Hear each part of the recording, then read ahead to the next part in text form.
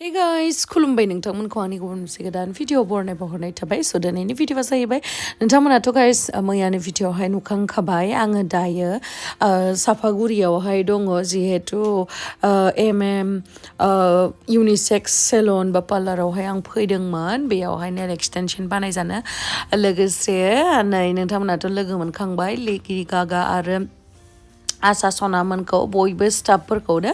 स' नोंथांमोना जुदि आंनि भिडिअखौ नायनो इन्ट्रेस्टेडब्ला नायलांबाय थादो ना मा होनो थुदो बिदिब्ला आंनि भिडिअखौ स्टार्ट खालामनोसै चलो दायो जोङो लान्च खालामसै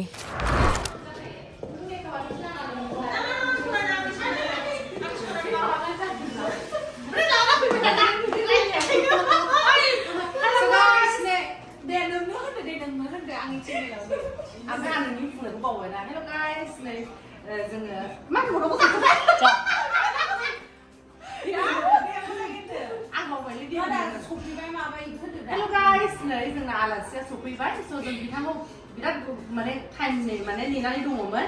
स' फाइनालि बिराद गोबाव नेदों स' गाइस नोंथांमोना नै आलासिया सफैबाय बेबो आलासि लाबोनानै खूब नोंसिनावहाय आलासि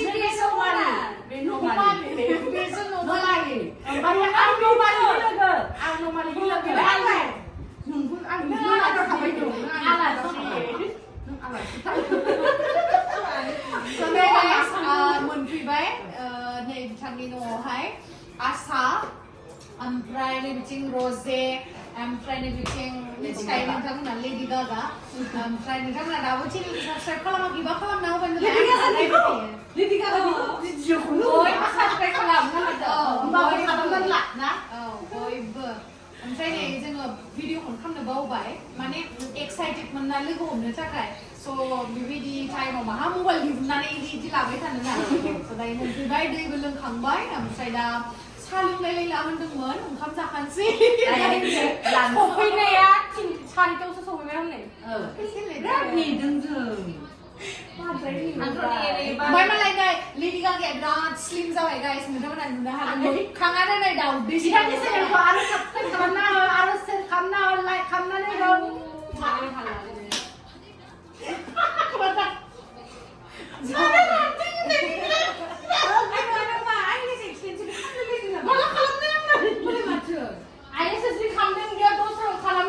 जोंना ब्लगार गोदाना बिराद ब्लग भिडिअ बानायोहाय नंगौ नामा मा मा आइटेम दोङो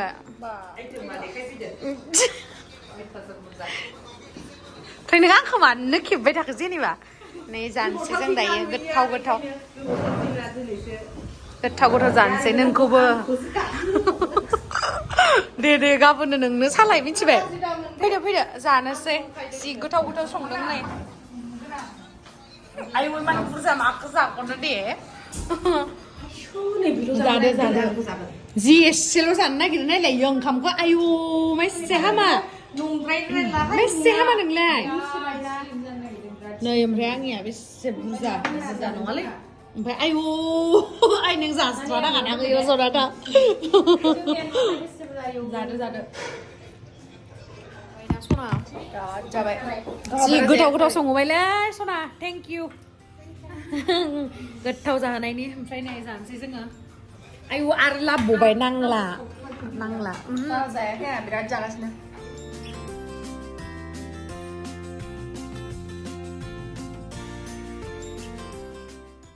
नै दायो जाहा सना बेबिजों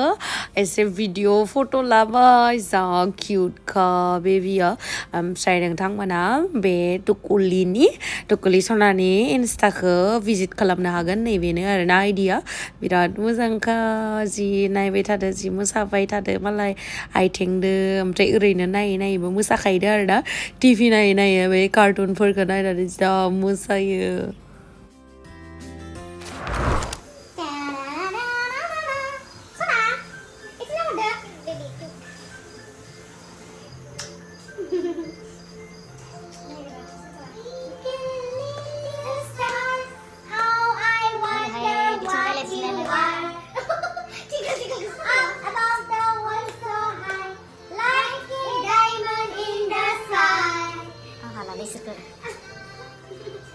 Hey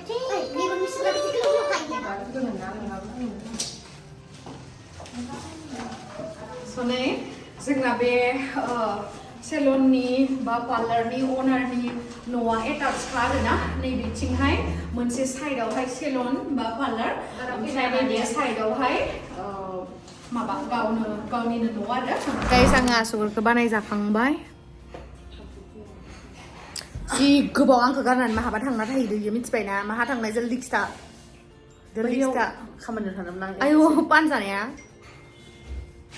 पाना गोथाव मोनदा सना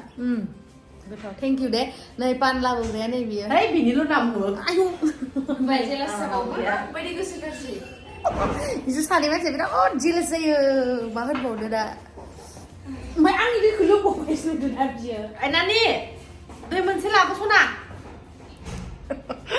मा जागोन इसो बिराद लेडि गागा ना लेडि गागा मा गाइस लेडि गागा आं ओरैनो नाम दोनाखैथ' बिराद डेन्जारसो इयो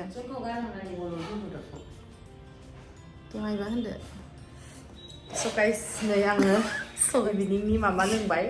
मा लोंखो वाटार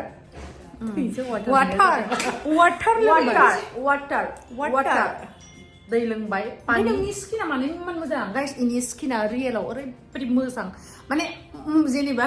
मबाइलाव मोजां नङा आरो मबाइलाव मोजां माने रियेलावबो बिराद मोजां ओमफ्राय खावलायाबो बोरैबा सेफ फैबाय मालाय नै बे जोंफोरनियासो ओमफ्राय बबेयाव नायनानै जों सानैजों एखे होनो ओमफ्राय मानसिफ्रा बबेयाव जेनेबा सोरबा होनो आरोना एसे एखे नुयोना मायाव नायनानै एखे नुयो जेनेबा देलाय बुंलाय आंना गन्थङा देरसिन बेनिफ्राय माने इनाबो एसे माबायानो आरो कन्टर बानायो कन्टर गाइस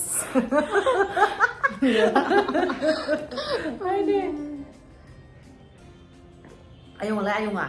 मा दा उन्दुबाय बिफाजों आंना बेदिया बिराद मोजां मोनदोंहाय बिराद मोजां मोनदों आङो थेंक इउ आं बिराद सिगांनिफ्रायनो फैजानो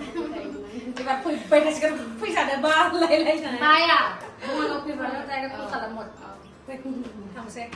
दा लेडि गागाया आं इसानाव थानो सानदोंमोन बै लेडि गागाया अभार मेगन गोसा माने इनि मेगना दा बेरफुगोनसो बाराबा नै बिसिनावबो थाबोनांगौमोन बिसिनावबो थानांगौमोन गैया इजो हाया लेडि गागा आं गारनोबो हानाय नङा बिराद डेन्जार इयो मानसिया बाङाय बिसिनावबो ओंखारनो लागासिनो नामा इखौ आइ देखा दाले मिनिनायखौ जि बुरजा लागासिनो नामा लेडि गागाया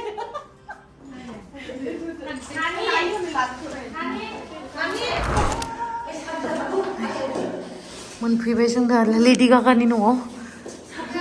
दायो जोङो रुमावहाय मोनफैबाय ओमफ्राय एसे फ्रेश जाना लानोसै ओमफ्राय फ्रेश जानायनि सिगां एसे बेदर जानो लुगैबाय बेदरखौ जानो लानोसै माने जोंहा सनाया बिराद गोथाव संनानै लाबोदो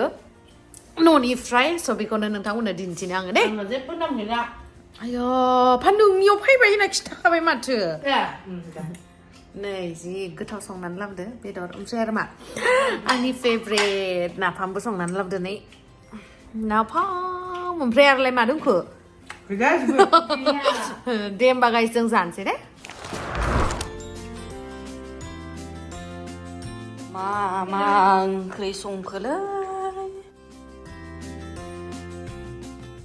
मानो संखोलै दे मैथा ना आयु दाखालि फार्स्टखालि मोनजादोंमोन ना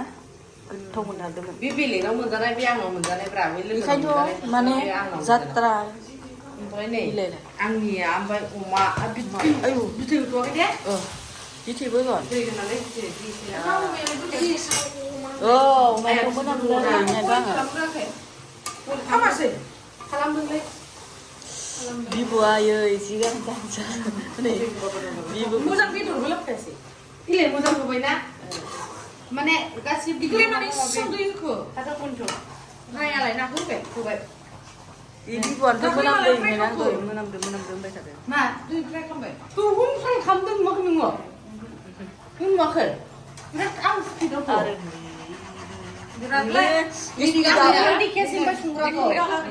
लेडि गागा बेनो संदों जिमनिफ्राय फैबाय जिमनिफ्राय फैनानै बाजार खालामबाय खालामनानै रेडि खालाम एसेखौबो एसे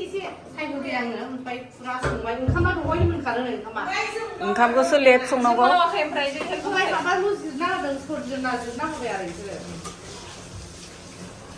दासिमसो आं संनायखौ दिनै मा हटेल रेस्टुरेन्ट जाबाय थानो बिलाय न'नि जायाबालाय औ टाइम मोननिखायसो बिथाङा नङाबा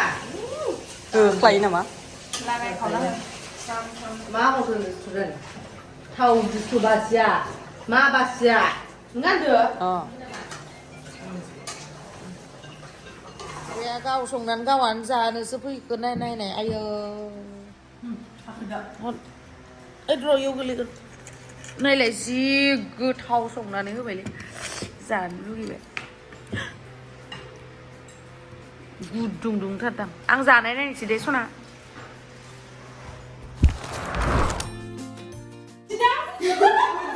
voice dubbing voice dubbing soलिया डाइरेक्ट खालामगोन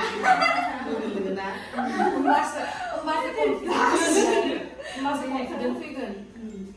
क्लास लांनो लाइफ स्टाडि आयो मिथिला माथो खोमसिसो नुयो बेखौ एसे ओरै खालामना लायाखै खोमसि नङा बै खोरखिखौ खेवहरलाय बिलाइआवथ' खोमसिनो रोङा दे आं मा होनो खुलिनि नुबाय दे हरदो ओमफ्राय मा होनांगौथाय नै आब'खौ लोगो मोनदों आब'खौ लोगो हमफैदो होनदो होबायलै दख'ना गानना फैलायलायदो सानैबो जि आरामनो आब'खौ लोगो हमफैदो होनना ला फोरोंना होग्रायाबो ना जोंहा आब' गेमस्रिखौ लोगो हमनो फैदों ना हेलौ माने आब'ल' फैदोंमोन नालाय ओमफ्राय आब' गेमस्रिखौ बे आब'ल' फैदों ओमफ्राय लोगो हमफैबाय जों ओमफ्राय आगैनि चेनेला मा नाममोनलाय आंनि चेनेलनि नामा जासमिन बर' जासमिन बर' स' नोंथांमोना बयबो आगैनि चेनेलखौ साबस्क्राइब खालामनानै हो ओमफ्राय मा भिडिअ होयो लाइफस्टाइल ब्लग नामा ब्लग भिडिअ स' नोंथांमोना बयबो आगैखौ सापर्ट खालाम साबस्क्राइब खालाम आगैनि चेनेलखौ दे थेंक इउ आब' होदो आर'नाइया नों लादो दे गसंनोसो नांगोन दा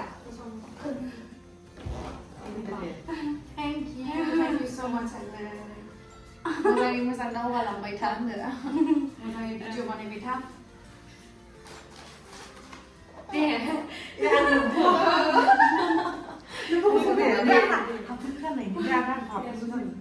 जेबो नङा दे थेंक इउ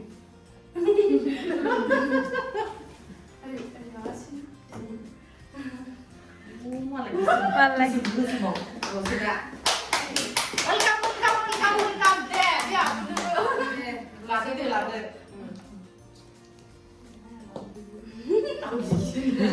लावगिगि नङात्र